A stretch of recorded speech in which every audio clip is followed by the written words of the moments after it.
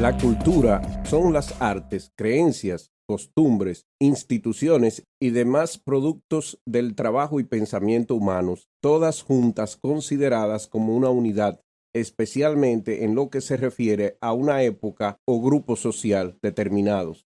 Pero en una entrega anterior a este video, demostramos que la cultura no es exclusivamente humana, sino que también otras especies de animales pueden desarrollarla. Por ejemplo, nuestros primos los grandes simios. Ahora, está claro que la única especie que ha desarrollado una cultura compleja somos los seres humanos, y esto es debido al alto grado de comunicación que podemos tener al también haber desarrollado un lenguaje complejo. Según lo que hemos visto sobre cultura hasta el día de hoy en nuestro canal, esta se identifica por la habilidad de una especie de obtener y traspasar el conocimiento. Como los padres y los ancianos de un grupo enseñan a los más jóvenes sobre las tecnologías que ellos han desarrollado, la cocina, vivienda y la ropa.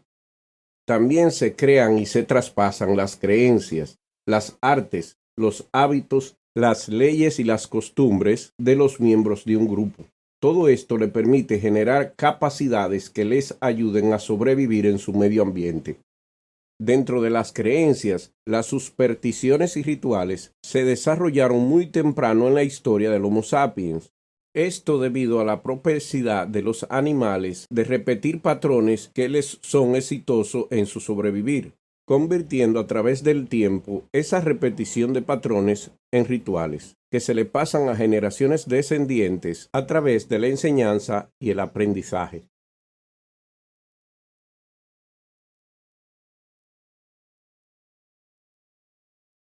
Una de las formas más antiguas de indicios de cultura son las expresiones artísticas de los primeros seres humanos.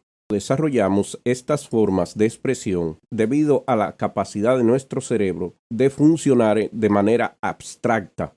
Nos imaginamos y, como veremos más luego, alucinamos cosas irreales que en nuestra mente parecen ser reales. En el encierro de una cueva y bajo la soledad de la oscuridad, nuestro cerebro abstracto es activado. El arte, en su forma más primitiva, viene dado en esculturas y en pinturas rupestres. Se puede decir que se desarrolló como una forma de registrar la historia o pasar conocimientos a generaciones posteriores. El arte, sea esta en forma de escultura o pintura, es muy efectivo para pasar conocimiento. Se pueden contar historias y eventos utilizando estas expresiones. Una de las actividades humanas más reconocida como muestra de cultura es la música. Tradicionalmente, la música ha sido un quehacer un poco difícil de explicar para los antropólogos, por el hecho de que supuestamente no tiene ningún beneficio evolucionario para los humanos el utilizarla. Sin embargo, a través del tiempo se han elaborado varias hipótesis sobre su origen. Varias de estas hipótesis incluyen que ésta se desarrolló por la selección sexual, de que aquellos que cantaban mejor eran preferidos por las hembras de la especie. Otra hipótesis es aquella de que estos sonidos que terminaron siendo música fueron generados para la cohesión social.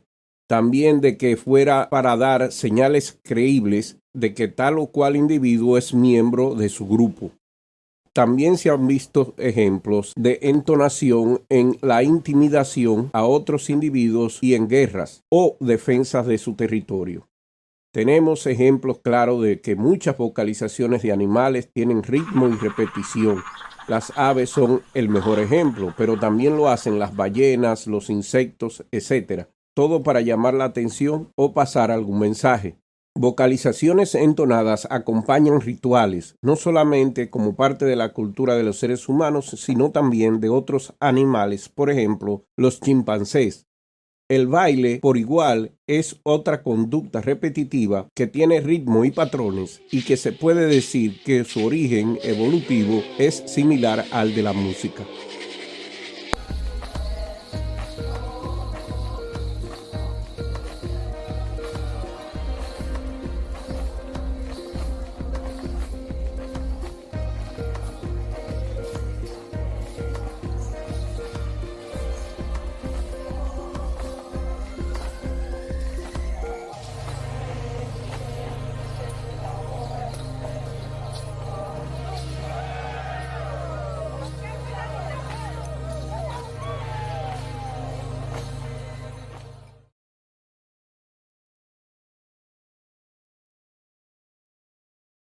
Un ejemplo que es repetido en varias civilizaciones a través de la prehistoria para la creación de supersticiones y rituales es el que tenemos documentado de México, en el cual el consumo del teonanacatl, que es un hongo llamado la carne de los dioses, transformaba a las personas, les hacía reír y bailar de manera incontrolable y alucinar sobre mundos y seres inexistentes.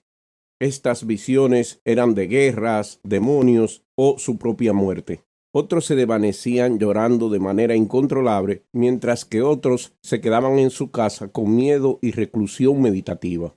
Después de estos sucesos, los miembros de la tribu se juntaban a analizar lo que había ocurrido y lo que habían visto, llegando a la conclusión que esto había ocurrido por los hongos dados al pueblo por el dios serpiente llamado Quetzalcóatl, y que consumirlos le daba el poder a la gente de comunión con sus dioses. Cuando los conquistadores llegaron a la América y vieron esto, trataron de borrar todo registro de estos rituales, pero más luego la población los revivió, esta vez sin incluir los sacrificios humanos. Hoy en día a estos hongos se le conoce como los hongos mágicos y todavía son objeto de consumo. Al igual que los aztecas, muchas otras civilizaciones antiguas llegaron a crear su sistema de supersticiones y creencias en base a la influencia de sustancias alucinógenas, de consecuencia muy parecida al químico LSD. Pinturas de hace 9000 años en cuevas de Algeria también muestran deidades cubiertas en hongos de mano, pies y cabeza. La ceremonia de la antigua Grecia, descrita por Platón y llamada misterios aleusianos, se dice que también era conducida bajo los efectos de hongos alucinógenos llamados ergot. En el día de hoy, muchas tribus indígenas, tanto de la Amazonia como de otras partes de las Américas, utilizan hongos u otras sustancias alucinógenas para comunicarse con mundos espirituales o hacer algún ritual de cura o alejamiento de malos espíritus. Estos utilizan la ayahuasca, el peyote, el mescaline y hongos psilocibe y psilocibin para lograr este objetivo. Es por eso que muchos antropólogos son de la opinión de que estas sustancias alucinógenas son las que han venido expandiendo la mente humana desde el Paleolítico. Y no hay nada nefasto detrás de esto, pues desde que el Homo sapiens existe sobre la Tierra, ha recolectado hongos para su nutrición. Es entendible que por accidente alguno de ellos haya comido uno de estos hongos y entrado a este mundo tan maravilloso para ellos que les hace repetir este ritual una y otra vez, y esto entonces se convierte en costumbre que es pasada de generación a generación.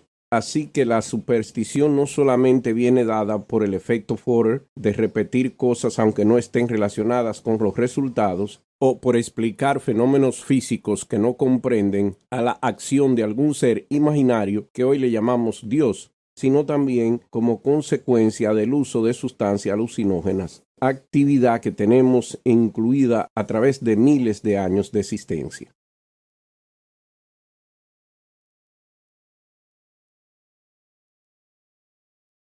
Las religiones son una de las más recientes manifestaciones de cultura de los seres humanos. Su inicio en la historia no se encuentra más allá de los 6000 años en el pasado. El desarrollo del lenguaje es mucho más viejo, tal vez de cientos de miles de años. La agricultura, por ejemplo, fue utilizada por primera vez hace unos 10.000 años, mientras que de las religiones modernas, las más viejas, no pasan de entre 3000 y 4000 años de antigüedad. Eso es muy reciente en términos de historia de la humanidad. Por ejemplo, los mormones y los testigos de Jehová no pasan de 125 años de existencia, y sabemos que han habido religiones que nacieron y desaparecieron en menos de una década. A diario vemos cómo se crean religiones nuevas, y a diario vemos cómo otras desaparecen. Un ejemplo jocoso de esto son las iglesias del Jedaísmo y la del Pastafarianismo. Una basada en la mística de los Jedas de las películas de las Guerras de las Galaxias y la otra basada en el monstruo caricaturesco del espagueti. Otro ejemplo es la religión islámica. Islam significa sumisión Por lo tanto, el objetivo de la religión es someterse, rendirse a la voluntad de Alá, prácticamente rechazando nuestra propia voluntad y dejando de lado nuestro instinto de sobrevivencia. Por esto es que estas personas son fáciles de sugestionar para que se inmolen o cometan otros actos atroces contrario a lo que nuestra sociedad y normas indican. Pero ¿de dónde viene esta disposición de nosotros de aceptar tales mandatos como si fueran verdaderos? La experiencia traspasada a través de generaciones enseñó a los hombres de la edad de piedra la diferencia entre aquello que le podía envenenar o aquello que podía satisfacer su hambre. Sus mentes acumularon las realidades empíricas necesarias para la supervivencia. Hicieron lo mejor que pudieron con su conocimiento en la elaboración de conclusiones sobre lo que era el mundo más allá de su existencia. Asumieron que estaban en el centro del universo, el cual lo veían como pequeño, plano y bajo un cielo fijo. Se llamaban a sí mismos el pueblo o la gente, y pensaban que todos los seres extraños eran criaturas de otro tipo, menos humanos que ellos, que eran especiales. Eso sí, a todo lo que existía le dieron una esencia interna, eterna, y que llamaban espíritu.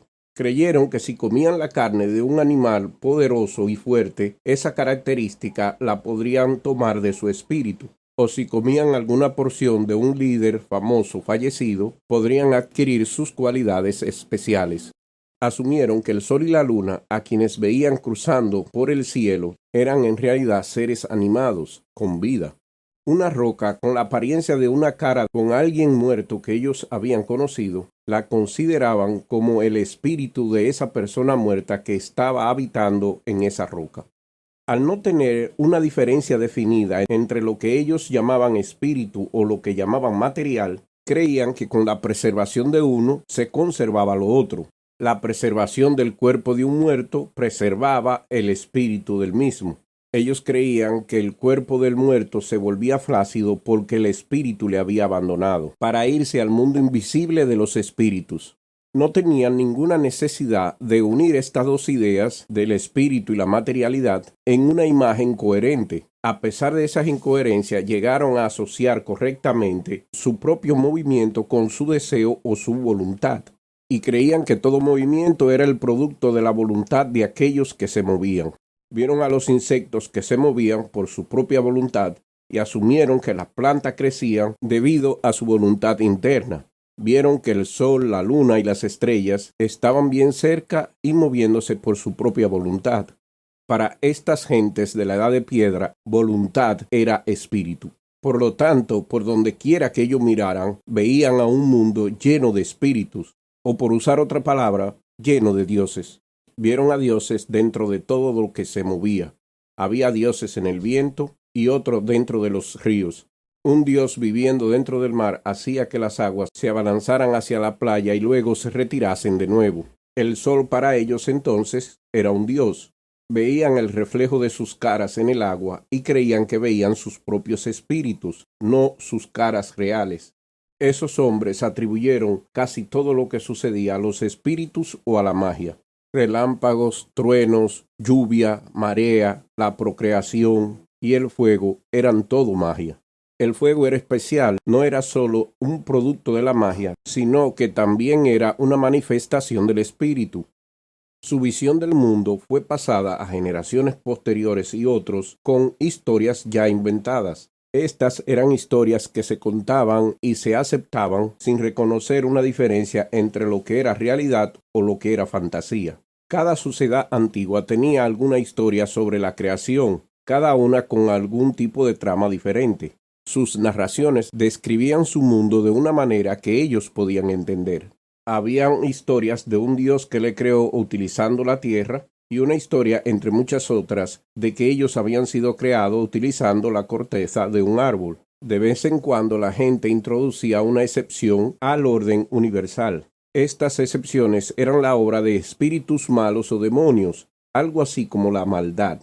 Habían historias de el mal y el terror, historias de amenazas de algún tipo de demonio que producían mucho más emoción en la audiencia que aquellos que no auguraban mal alguno. Creían que si los dioses podían realizar actos de magia, ellos también podían realizar actos de magia. Las formas más antiguas de realizar actos de magia eran haciendo rituales de imitación, como pintar el rostro de una persona en el vientre de una madre embarazada, con la esperanza que la magia dentro de la imagen del dibujo fomentaría el nacimiento del niño. Estos cazadores-recolectores intentaban más sobrevivir que cambiar a su mundo. Tendían a creer que su mundo siempre iba a ser tal cual como sus dioses lo habían creado. No tenían ningún sentido del progreso social o imagen alguna de las capacidades de la humanidad, más allá que de sus propias capacidades. La inteligencia de estos hombres no estaba limitada por su cultura, pero sí por sus experiencias, y fue su confusión y poco entendimiento de lo que ellos llamaban pura voluntad o sus alucinaciones los que le llevó a pensar en espíritus sobrenaturales y dioses. Entonces, ¿de dónde vienen las religiones? Vienen de la voluntad del hombre. El hombre las ha creado para justificar lo que no entiende. Si hubiera sido de otra forma, la sociedad moderna hubiera aparecido mucho antes en nuestra historia.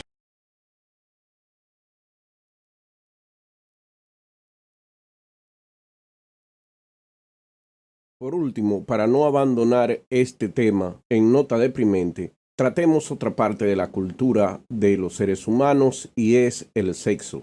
Bueno, también es parte de la cultura de otros animales, pero existe una razón por la que en términos de evolución los organismos tienen relaciones sexuales. Bueno, pues la respuesta es obvia, lo hacen para reproducirse. Puede haber muchas razones por las cuales el sexo facilita la adaptación. Conocemos las desventajas de la falta de variación y el sexo inyecta variación dentro de una especie. Pero ocurre que con los seres humanos y una que otra especie en la naturaleza, el sexo no solamente es para reproducción, sino que se hace de manera recreativa. ¿Qué beneficio trae el sexo no reproductivo a una especie dentro de la visión evolucionaria? Pero podemos asumir con seguridad que algo sobre la cópula debe ser gratificante para los individuos que lo hacen, o de lo contrario no correrían el riesgo de sufrir una lección al socializar tan íntimamente. Bueno, el beneficio es la reproducción y mantener sus genes, pero la variable que mueve a los individuos a hacerlo es que hay una gratificación, una recompensa placentera. Y ya existiendo esta recompensa y siendo nosotros criaturas creativas que hemos desarrollado un sentido para explorar numerosas formas de sentirnos bien, a los genitales sentirse bien cuando hacen esta acción, repetir el procedimiento la mayor cantidad de veces posible implicaría un mayor placer y felicidad. También hay otras razones que hemos extraído de la observación del comportamiento de otros animales, como la vinculación de interacción social. Eso trae un beneficio evolucionario, el intercambio de comportamiento afectivo, evitar el conflicto social, las parejas de mentores, el disfrute sexual o como demostración de rango social. Varias especies utilizan la actividad sexual como una forma de resolver el desacuerdo. Los bonobos son una especie famosa por utilizar el comportamiento sexual no reproductivo como medio de resolución de conflictos sociales. Así que en conclusión, el sexo no reproductivo o recreativo tiene una razón evolucionaria para existir, como lo tiene todo lo que hemos desarrollado como cultura, todo para sobrevivir y perpetuar nuestra especie. Muchas gracias por su atención.